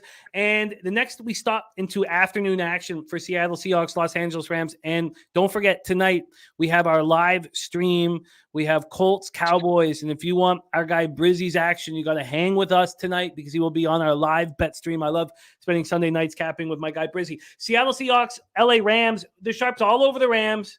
This has moved from 7.5 to 6.5. I do not have the balls to back the Rams, missing their starting quarterback, best 2 receivers, best 2 linemen, and best defender. But Wolford is back. I mean, that's better than Bryce Perkins. And the Sharps are on them. How you betting this one, Brizzy? Take it away. Seahawks, Rams. Yeah, shouts to my guy Big Show, man. He kept me up pretty late last night. We're capping the slate. And this game really stood out to me. I actually have 3 plays in this game, in this Seattle Rams game. We're started off with the Rams side. I like their running back, Williams. I'm going to jack up his first name, so I'm not even going to say it. Williams over 49.5 rush and receiving yards. He was on the field for 70% of the snaps last week. Akers got a lot of DMPs most of the week. I think he's going to be largely ineffective. And then on top of that, I feel like this is a very low number with Wolford in as quarterback. Perkins is more of like, if he's, instead of throwing the check down pass, he's going to run. Wolford's more of the check down guy. There's a lot of garbage time upside. There's a lot of paths to victory to this one. 49.5 rushing receiving yards. And then on top of that, after this week, the Rams play 4 straight standalone games. So I think we're getting ahead of a line curve here. And I think those totals are going to be way higher on those standalone island games. So we're going to hop up on it now. And then on the Seattle side, we're going to roll with our first official under of the year. We always talk about over-unders, and we always go with the over. But the books are getting a little bit sharper towards that. So we're going to hit the under Tyler Lockett, 5.5 receptions at -140. He's cleared this once in the past 7 games. Seattle's favored by 7. I expect them to absolutely blow this team out. And it just feels like a little bit too high of a reception yard prop. They're lining this like if this was a regular Seattle Rams game. But with Wolford under center, not really too excited about Lockett today. But I do like the running back, though. Kenneth Walker, anytime touchdown, -125.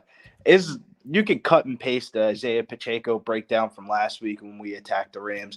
It's just a really good spot to attack the Rams right now. The market isn't really adjusting towards how bad this team really is. No Aaron Donald out there. I like Kenny Walker anytime touchdown. I thought that was going to be like -140, but it was actually only -125. Really good odds. Locked in. What was the? So we have Williams over 49.5 rushing receiving yards. What was the juice there? -110. -110 or 15. -115. -115, and then the Lockett under 4.5 receptions. What was the juice? -140. -140, and that's those are your 3 looks: Walker, Lockett, and Williams. Yes, Not sir. missing it. Beautiful. Locked in. Sky Dragon saying under in player props. Any wonder why Briz is my favorite? And there is no wonder. We know Briz, whether it be NBA or the gridiron, he's money in the bank, and his record indicates that very thing: 17-11 plus 6.66 units, and that's off of 2 losing weeks. So he started out with 6 winning weeks, and I know he's going to get back to the glory.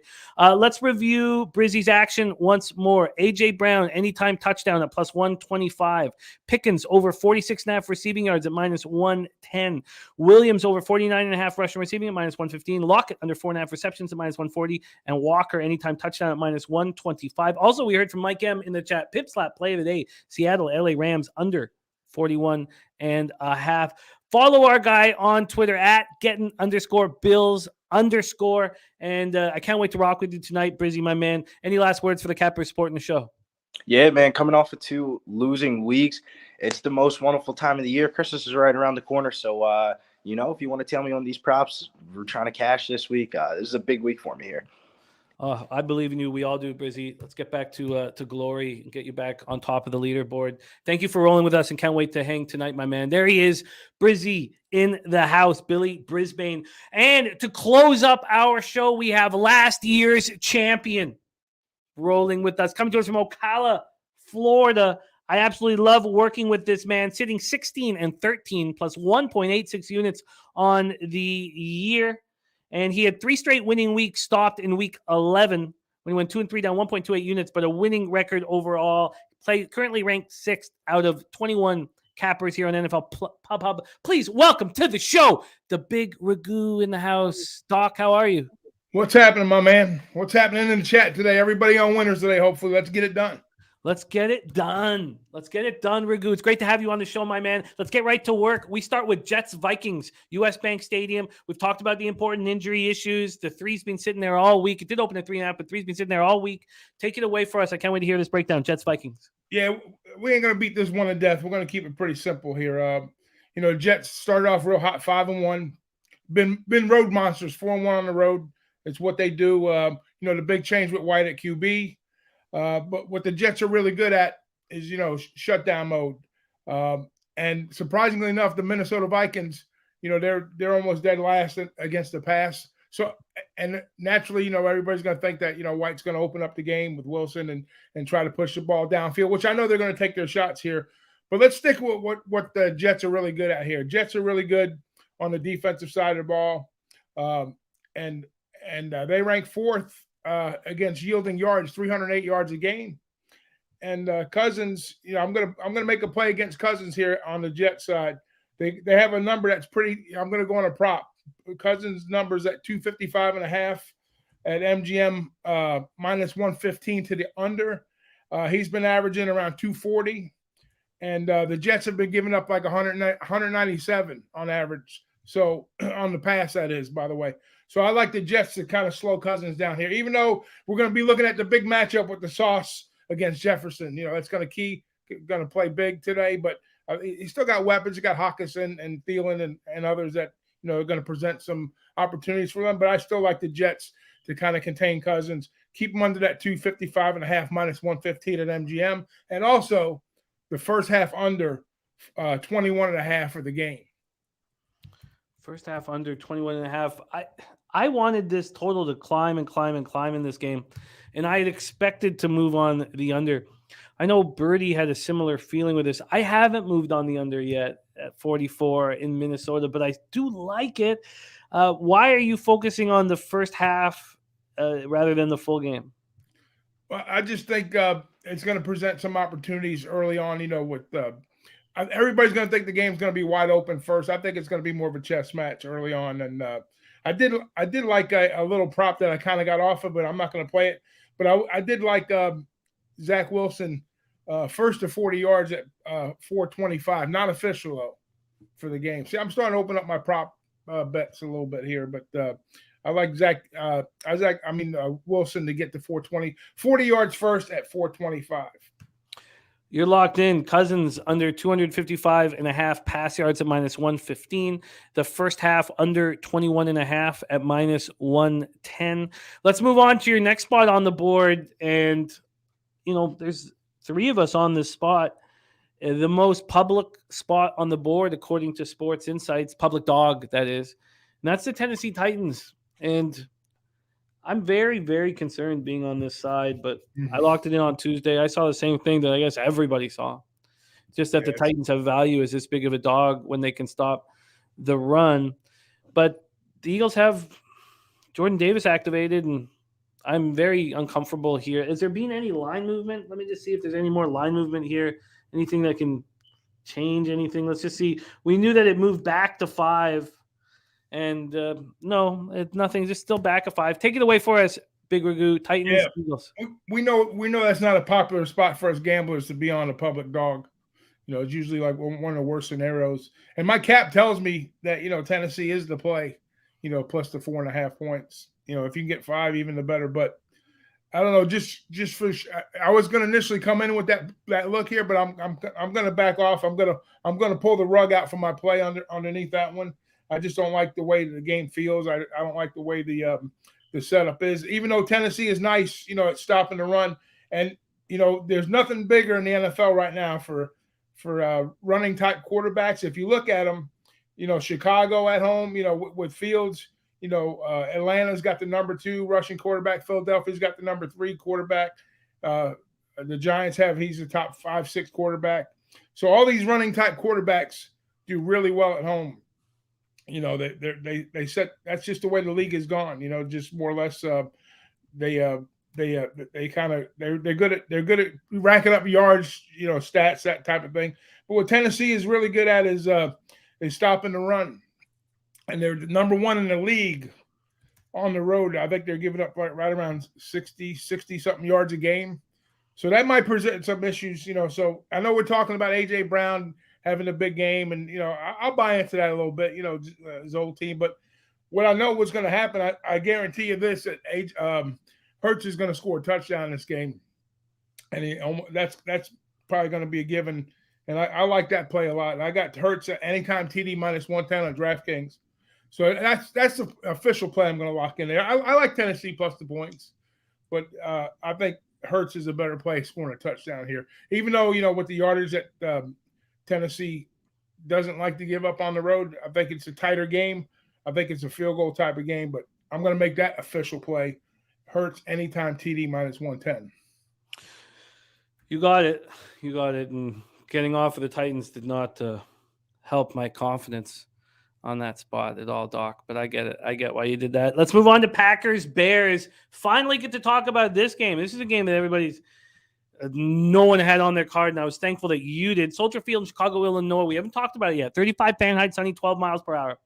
And look, I thought that I could possibly be destroying this line by being on the Packers, expecting the Bears to tank in a sophisticated way with just not playing Justin Fields and resting him. And I was wrong again with an injury. That's the third time in 4 weeks I've been wrong about a quarterback's injury. Bakhtiari also out with the knee injury, emergency appendectomy as well. So he is out. And we think we could have Lavondre Campbell back and Romeo Doubs back for the Packers.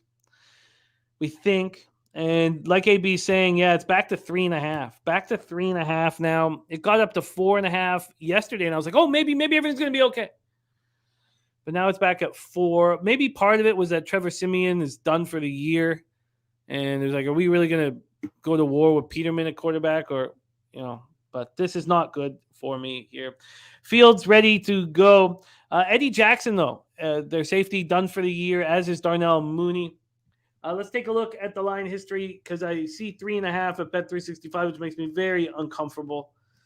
We have the Packers opening up at 3. It's still a 4 at Pinnacle, but basically 3.5. The 4 is at plus 103. From a total standpoint, opened up at 44 and is up to 45. I have the 3 first half and the 4 full game. We take a look at cash flow. The Sharps have been on the Bears all week, but it's come back to earth. And the Packers and Rodgers at this number are 75% line value, 80,554 tickets in, 54% of tickets, 54% of cash on the Packers. And then 63% of tickets, 57% cash on the over. Clearly, moving it to 3.5 to get Packers money late, and they're going to be getting it here. Let's hear how Doc is hammering this one. Take it away, Packers Bears. Yeah, a lot of question marks with the Bears, the QB situation. But like I was saying, to the point before, teams, home quarterbacks that like to light up the scoreboard. You got the number 1 rusher in the league right there with Fields. I mean, even with the question marks here. What the Packers do is they give up a lot of yards on the ground. They get shredded. The Jets, look what the Jets, the Jets last out, with them, and just it's ugly for them. It's going to continue to stay ugly for the Pack. Now this it feels like a Packer spot. It really does. I mean, as far as the number goes, but if you go back and see what they've done on the road, they've been horrific. They're 0-4 ATS on the road. They're 3-7 full season. And the Bears, they're riding a bunch of L's themselves. I think they've lost like 8 out of the last 9. The only one that they've won was that nighter that that Monday nighter we were on with the Patriots, and they shit the bed, the Pats in that game against the Bears. Bears look like Super Bowl champs. But both of these teams play to the over real strong here. 8. I think I'm looking at 8 out of the Bears games have gone over. I think 7 of the Packers. So you're looking at about. You're looking at 15 out of 20. You're looking at a 75% over rate for both of these teams here. So, I mean, why even try to second guess on the number when you got numbers that strong, for both of these offenses and 2 shitty defenses. So, I think they like to score but up early and often. So, I'm on the over here. I'm going to take the full game over 45. And we can get you a 44.5 as well. I'm going to see if I can just grab it right now. Over 44.5. Ragu has 1 game left, and I can't wait to hear his breakdown on Niners, Dolphins for the late game. But let's give him this 44.5 here and just see if I can get it cheaper. The over 44.5. Yeah, minus 107 at Pinnacle right now. So let's lock you in there. Over 44.5 at minus 107. All right, let's move on to the last game for you on the board. Miami Dolphins, San Francisco 49ers. We've talked a lot about it. The main thing, though, was I thought it was going to be raining. I forgot to mention that off the top. I thought it was going to be raining. I thought showers were in the forecast. Showers are no longer in the forecast. Weather's going to be nice. And we're still waiting on Teron Armstead. He holds the keys to what's going to happen in this game. Take it away for us, Ragu, Dolphins, Niners. Yeah, that's the big question mark is Armstead. We've seen what happened in that Houston game when he went down. Tua wasn't looking too comfortable back there. But what I like about Tua and what McMichaels has done with him, he's kind of slowed the game down for him. He's kind of, give him the confidence, let him look, tell him, not slow the game down in a sense, but he's kind of slowed the game down in his mind. So he's making better decisions. He's making good decisions with the football. And, with the weapons he has, he's got the this is the mentor versus the student. We got McMichaels, coming back. A lot of the players are talking smack, like Spenny, was saying earlier on. So I like the spot here. The only thing I'm not real comfortable with is that Armstead situation. I like the Dolphins defense, even though we have McCaffrey, on the opposite side, and Mitchell is a no-show, right? So we got Debo. Miami's good against the run. They're like number 2. They average like 3.8 yards per carry. I think Ayuk and Kittle are going to have big games, though. That I think is going to be the key for San Francisco. But we've seen what the Saints did against the run. They're not built the same exact way, but they can play against the run. Miami can, and that's going to be the X factor. Is going to be that matchup. With Boza on that side. If they get back in the backfield, it's going to be a long day for Miami. But I think they'll adjust. Yeah, I think the weapons, the speed of Miami, they'll make the adjustments. Seeing the field, I just think right now the game sits. I think the price is a little too steep for San Fran here. I'm not saying that they don't have weapons. I think they can definitely blow them out. It could happen, any given Sunday, every Monday, whatever. But I like the 4.5 here. I like taking the points with Miami here. I think it's a closer game. I think it's going to be a lower scoring game too. I don't think we're going to see a lot of, even though we have all the weapons on the field, I think it's going to be more of a chess match. I think everybody knows each other's playbooks here, so there's no big secrets. So I think that's going to come into play. So I'll take the points here in a game like this. The 4.5 looks like a little bit of an overlay in my book. The market, I don't know if this is telling about what's going on with Armstead, but market's continuing to move towards the Niners. That 4.5 is now plus 102. Oh my God, it just moved to 106 at Pinnacle, that 4.5, which means the 5 is plus 101, which means the 5.5. This is going to be the biggest game of the day in my card, without and the NFL screwed up. This should have been the flex game for sure. They should have put this game on tonight. I wanted the Bengals Chiefs myself, but so that means you can get a plus 6 and minus 115. Give me the 6. Whew. I'm probably on the wrong side, but you know what? I've been wrong before. It's not going to be the last time. So, but I just a gut check for me on this one. I like that. I'm sticking to my cap on this one. The other one I got off of, this one I'm staying on. So you know how that shit goes when you do that, right? Woo. Wow. Big move there. Big move. Well, it looks like I'm not going to add the under in Commanders Giants. By the way, a lot of these totals are making late moves to the over. I'll tell you guys what they are very quickly here. We have a late move to the under in Washington, New York Giants. Pinnacle's moved it to 40. God, do I move on that, Ragu? What do you think? The under in a Giants game? Yeah. I mean, Giants, they struggle, to score points, and Washington's defense is pretty good. I don't know what Heineke's going to bring to them. The Giants defense isn't bad. It's a division game. The number indicates it. I know Razor likes Washington. I can't make that argument, for the Giants here and Washington. You don't know what you're going to get with them, but they've been playing good football of late. So I think the Giants have kind of tailed down a little bit. Washington's kind of moved up. So I don't know. It's going to be. I think it's going to be a close game either way. I think it's a field goal game either way for either team. I'm not. I had no interest in the game at all.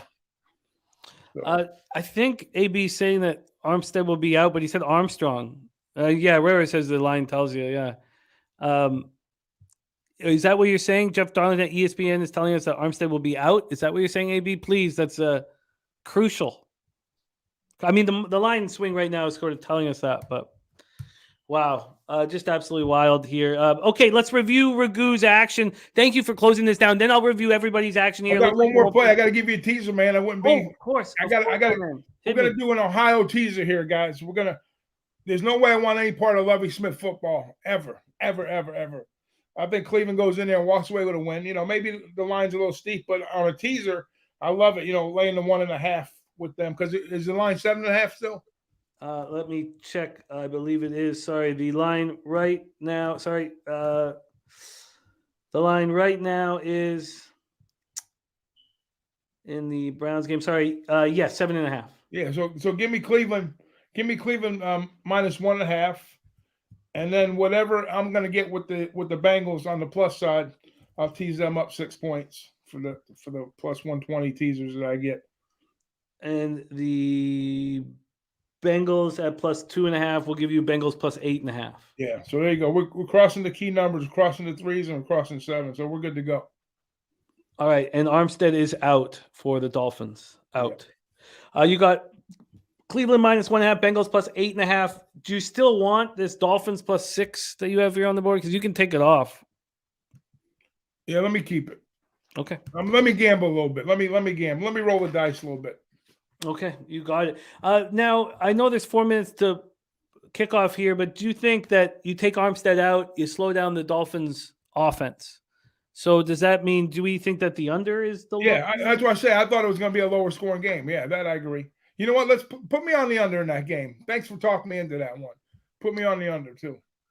I think I come in with you on that one. Under 46 is available right now. I think I bet that. I think I move on that right now. That was because, of course, like if you're not doing the X's and O's in this game and you're just kind of, losing your eye test, you would think Dolphins and over. But do you want the under 46 at -114 or the under 45.5 at -101?